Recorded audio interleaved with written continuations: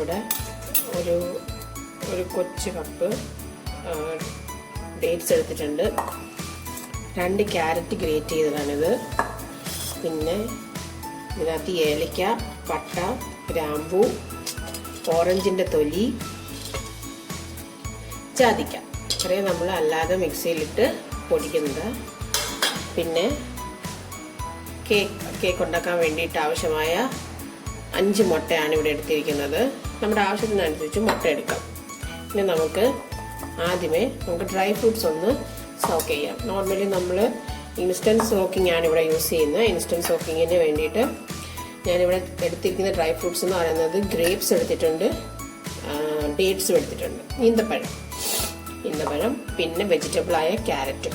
ഇന്നത്തെ കേക്കിൻ്റെ പ്രത്യേകത എന്ന് പറയുന്നത് നമ്മൾ ആട്ടപ്പൊടിയിലാണിത് മേക്ക് ചെയ്യുന്നത്. നമ്മളെപ്പോഴും മൈദയിലല്ലേ പ്രിപ്പയർ ചെയ്യുന്നത്. ഇന്ന് നമ്മൾ ആട്ടപ്പൊടിയിലാണ് പ്രിപ്പയർ ചെയ്യുന്നത്.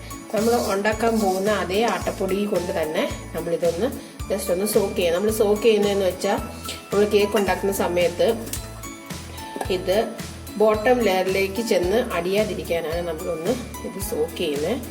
നമുക്കതിനെ സോക്ക് ചെയ്യാം. നന്നായിട്ട് മിക്സ് ചെയ്യണേ. ആ പൗഡർ, ആട്ടയുടെ പൗഡർ നല്ലപോലെ മിക്സ് ചെയ്ത് നല്ലതായിട്ട് മിക്സ് ചെയ്തതിന് ശേഷം ഒരു 10 മിനിറ്റ് നമ്മൾ ഡ്രൈ ഇൻഗ്രീഡിയൻസ് മിക്സാക്കി വരുമ്പോഴത്തേന് ഇതങ്ങ് സോക്കായി കിട്ടും.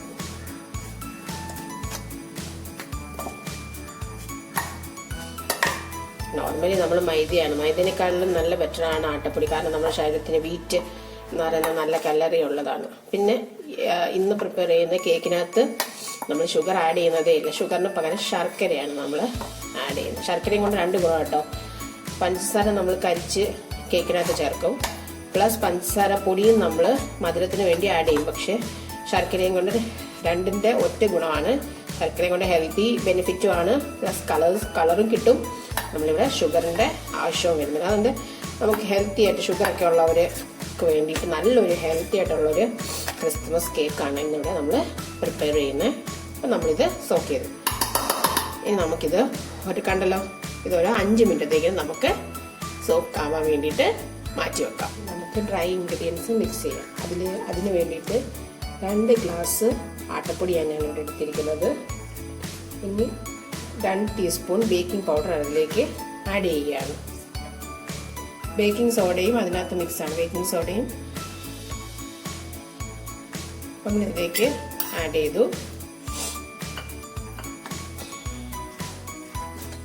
ഒന്ന് ജസ്റ്റ് ഒന്ന് ഇളക്കി കൊടുക്കാം.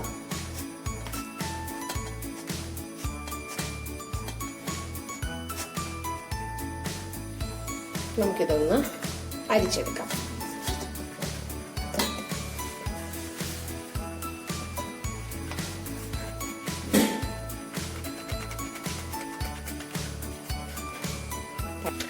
നമ്മൾ പൊടി അരിച്ചെടുത്തിരിക്കുകയാണ്.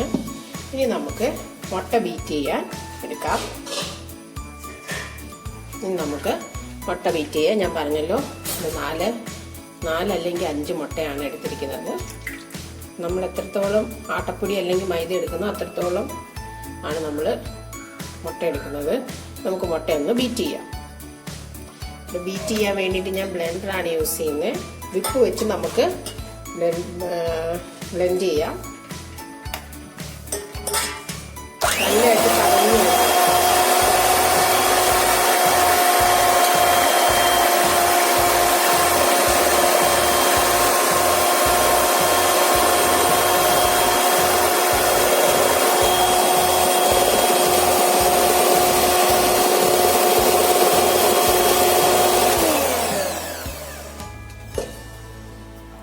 ഇനി ഇതിലേക്ക് നമ്മൾ ജാതിക്കയും പട്ടയൊക്കെ അരച്ച് മിക്സ് ഇതിലേക്ക് ആഡ് ചെയ്യാണ്. എന്നിട്ട് നമുക്ക് ജസ്റ്റ് ഒന്ന് ബ്ലെൻഡ് ചെയ്ത് കൊടുക്കാം.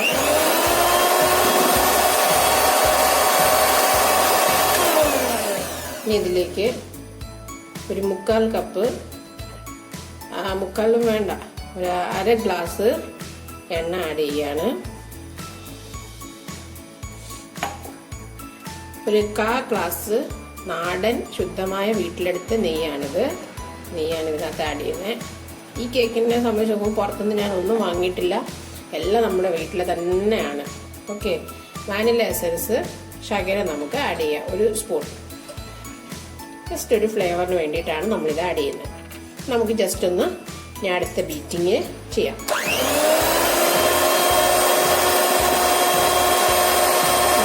ഇനി നമുക്കിതിലേക്ക് നല്ല നാടൻ ശർക്കര ആഡ് ചെയ്ത് കൊടുക്കാം. ആവശ്യത്തിന് മതി. നമ്മൾ 2 കപ്പ് ആട്ടപ്പൊടിയല്ലേ എടുത്തിരിക്കുന്നത്, അത്രത്തോളം ശർക്കര മതി നമുക്ക്. ഇത് ജസ്റ്റ് ഒന്ന് മിക്സ് ചെയ്ത് കൊടുക്കാം.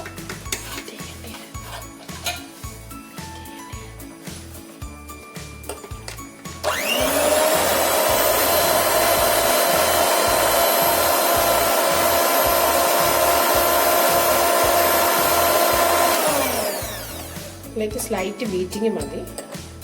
ബാക്കിയെല്ലാം നമ്മൾ മിക്സ് ചെയ്തതുകൊണ്ട് സ്ലൈറ്റ് ബീറ്റിങ്ങിൻ്റെ ആവശ്യമേ ഉള്ളൂ. ഇതിലേക്ക് നമുക്ക് കുറച്ചായി നമുക്ക് ആട്ടപ്പൊടി ചേർത്ത് കൊടുക്കാം. നമ്മൾ ആട്ടപ്പൊടി ചേർക്കുമ്പോഴോ മൈദ ചേർക്കുമ്പോഴോ പിന്നെ നമ്മൾ ബ്ലെൻഡ് ചെയ്യേണ്ട ആവശ്യമില്ല. നമ്മൾ 5 ടീസ്പൂൺ വെച്ചിട്ട് ഒരു സൈഡ് ഒരു ഡയറക്ഷനിൽ മാത്രമേ നമ്മൾ ഇളക്കി കൊടുക്കാവൂ. 2 ഡയറക്ഷനിൽ ഇളക്കരുത്. ആവശ്യത്തിനനുസരിച്ച് കുറച്ച് പൊടി ഇളക്കി കൊടുക്കാവൂ.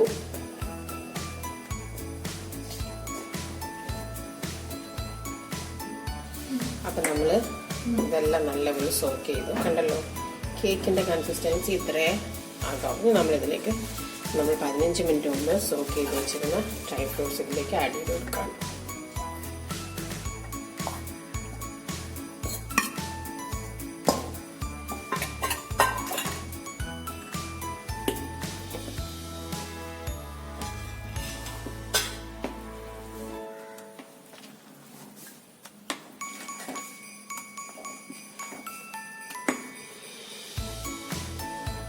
ഇപ്പോൾ കണ്ടല്ലോ, നമ്മുടെ ബാറ്റർ റെഡി ആയിരിക്കുന്നു. ഇനി നമുക്കത് പാനിലേക്ക് മാറ്റാം.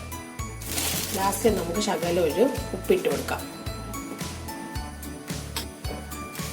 അപ്പം നമ്മുടെ പ്ലേറ്റ് ഗ്രീസ് ചെയ്ത് കഴിഞ്ഞു. ഇത് ഒരു കേക്ക് മുമ്പേ അതിനകത്ത് പ്രിപ്പയർ ചെയ്തതുകൊണ്ടാണ് ഒരു പൊടിയൊക്കെ കിടക്കുന്നത്. അത് കുഴപ്പമില്ല. നമ്മൾ ഗ്രീസ് ചെയ്ത് വെച്ചിരിക്കുന്ന പാനിലേക്ക് നമുക്ക് കേക്കിൻ്റെ ബാറ്റർ ഒഴിച്ചു കൊടുക്കാം.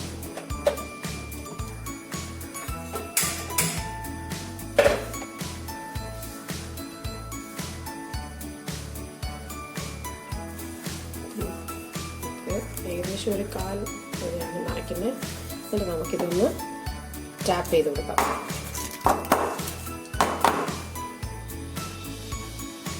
ഇനി നമ്മൾ ഇരുമ്പ് ചീനിച്ചട്ടിയിലാണ് വെച്ചിരിക്കുന്നത്. പ്രീ ഹീറ്റ് ചെയ്യാൻ വെച്ചിട്ടുണ്ട്. ഏകദേശമൊക്കെ ഒന്ന് ചൂടായിക്കഴിഞ്ഞാൽ നമുക്കിവിടെ ഒരു നല്ല ഹീറ്റ് എക്സ്പീരിയൻസ് ചെയ്യാൻ പറ്റും. നമുക്ക് ഓവനോ അല്ലെങ്കിൽ നോൺ സ്റ്റിക്ക് പാനോ ഒന്നും ഇല്ലാതെ ഇരുമ്പ് ചീനിച്ചട്ടിലാണ് നമ്മളിന്ന് കേക്ക് പ്രിപ്പയർ ചെയ്യുന്നത്. അങ്ങനെ നമ്മൾ കേക്ക് വെച്ചതിന് ശേഷം നമ്മൾ 30 മിനിറ്റ്സ് വെയിറ്റ് ചെയ്യാൻ വേണ്ടിയിട്ട് കേക്ക് അടച്ചു.